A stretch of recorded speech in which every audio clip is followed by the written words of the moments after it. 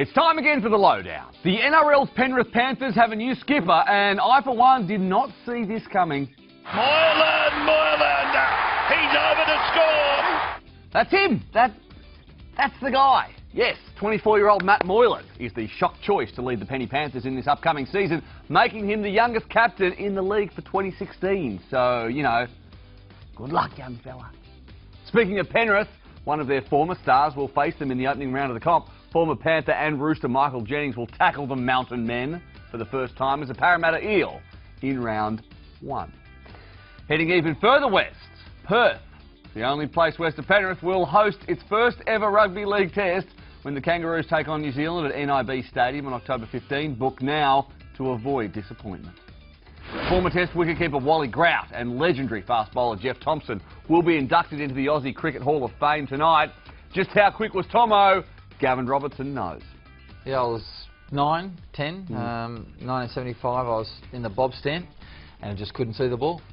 The Hall of Fame induction, the Hoff induction, will take place at tonight's Allan Border Medal ceremony, so we thought we'd ask who you think will take home the actual ABM itself.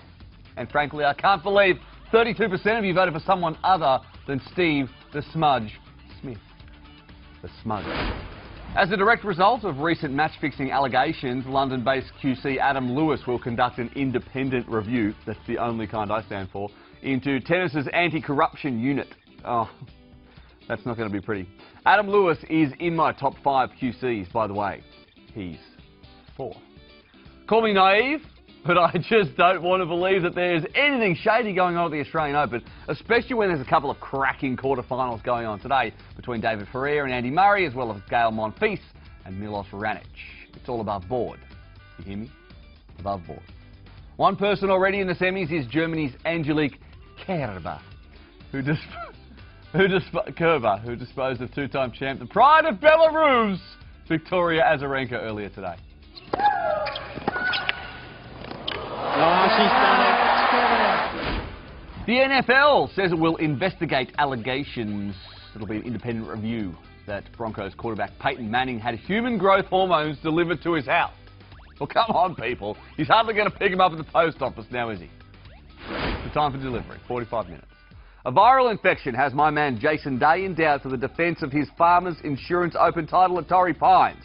But rising young Aussie star Ryan Ruffles looks set to make his pro debut at the event. Just quietly, how good a name is Ryan Ruffles? The Ruffler. The legend of Jurgen Klopp continues to grow as well. Kerber, Jurgen Klopp. I'm pretty sure it was 100% down to the Klopp dog that Liverpool beat Stoke on penalties today, 6-5 to make it to the final of the Capital One Cup.